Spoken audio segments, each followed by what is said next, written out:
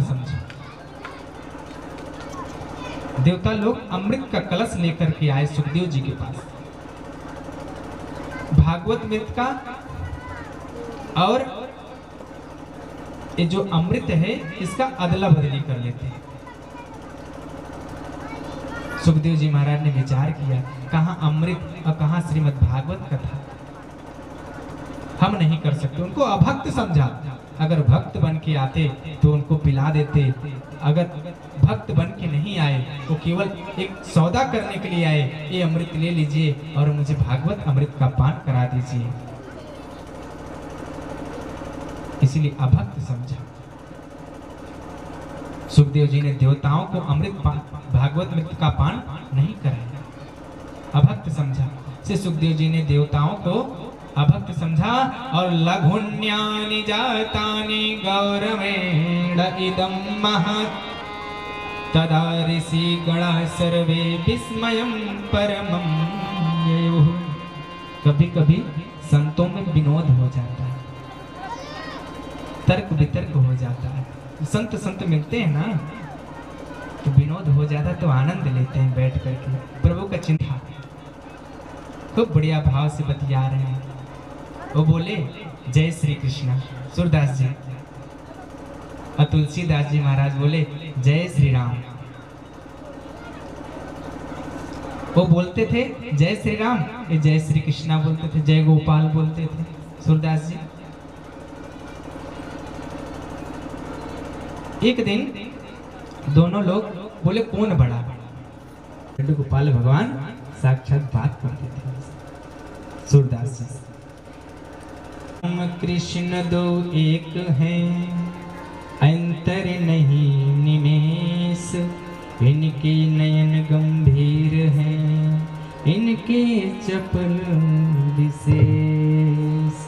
राम कृष्ण दो नयन गंभीर हैं, इनके नयन गंभीर हैं, इनके चपल। महाराज और सूरदास जी महाराज भाव में बह रहे हैं, केवल तर्क कर रहे हैं, आनंद ले रहे हैं आपस में। बोलो तो क्या किया जाए? बोले कि एक काम करो, एक तराजू ले आओ, हम लोग दोनों लोग को तौलते हैं तो आनंद आएगा। बोले ठीक है। अब सूरदास जी कैसे, एक पेड़ वृक्ष में तुलसीदास जी महाराज तराजू लगा दी। बोले कैसे तौला जाए? बोले हम भक्त आप भक्त, दोनों तरफ बैठ जाओ, जो नीचे जाएगा जो भारी पड़ेगा वही। दास जी महाराज पहले बैठ गए। अब गोपाल जी से मना रहे हैं, हे गोपाल जी आज मेरी लाज रखिए, मैं तो बैठ गया हूँ, सारी लाज आपके हाथ में। और तुलसीदास जी महाराज क्या किए, सीताराम आप मेरी लाज रखिए, अब मैं पलरे में बैठ रहा हूँ। तो नहीं गाओगे? सूरदास जी बोले अरे चुप रहो, बैठे रहो, बोलो मत। नहीं आज कथा सुनाओ, आज मुझे एक भजन नहीं सुनाओगे? सुनाओ। सूरदास जी बोले नहीं, बैठे रहो, आज कुछ नहीं होगा। बोले क्यों नाराज हो सूरदास? बोले प्रभु मैं आपका नाम लिया लेकिन हमारी लाज नहीं रखी, मेरी तो नाक कटवा दी, मेरी लाज नहीं रखी, आज मेरा नाक कटवा दी। गोपाल बोले इसमें मेरा क्या दोष है, आपने शर्त लगाया, आपने गया तो मैं क्या करूं, इसमें मेरा क्या कसूर है? बोले अच्छा सब कुछ आपने ही किया, अगर चाहते आप, इतना दिन से भजन सुना रहा हूं, अगर चाहते तो नीचे कर देते उसको, क्यों नहीं किए? भगवान बोले कीर्तन पहले सुनाओ तो आनंद आएगा, तब इसका उपाय बताऊंगा। बोले कीर्तन नहीं सुनाऊंगा, बैठे रहो सारे। भगवान का और सूरदास जी महाराज का खूब बढ़िया भाव से प्रेम से वार्ता होती थी, वार्ता कर रहे हैं। बोले क्यों गोपाल ऐसा क्यों किया मेरे साथ? आज तुलसीदास जी ने झंडा गाड़ दिया, क्या मेरे राम जी बड़े? मैं कहता था मेरे गोपाल जी बड़े। अब कैसे मैं कहूंगा? पहले सुनो, ध्यान से सुनो पहले मेरी बात। कन्हैया बोले मेरी बात ध्यान से सुनो सूरदास, ये बताओ कि आपने ये नाम तो लिया नहीं कि राधा कृष्ण आप आओ, आप बोले गोपाल जी आओ, तो हम कितने बड़े हैं? जितने बड़े हैं उतना वजन है। और तुलसीदास जी महाराज बोले थे सीताराम आप हो, जिसमें 3-3 वजन हो वही तो नीचे जाएगा।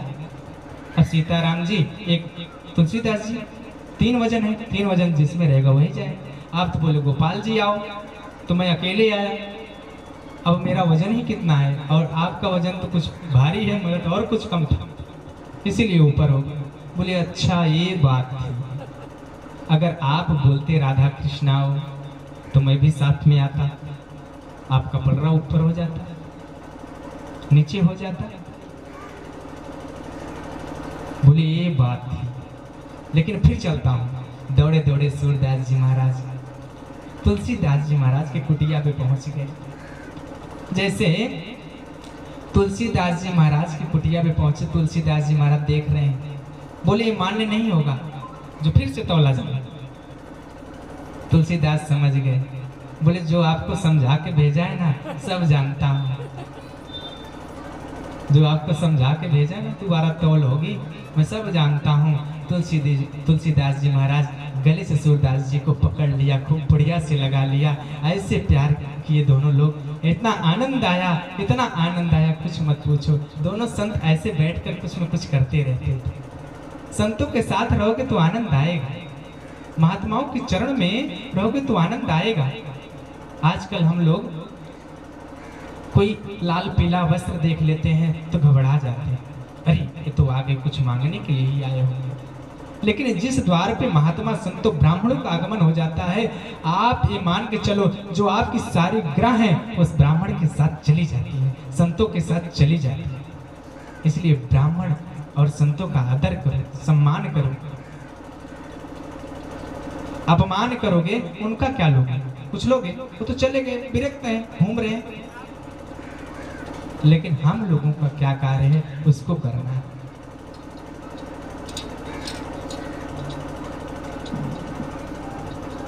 कृष्ण एव ही साक्षात श्री कृष्ण रूप श्रीमद् भागवत है। ये जो भागवत कथा हो रही है ये कोई पोथी किताब नहीं, ये साक्षात भगवान है। आनंद नहीं मिल सकता।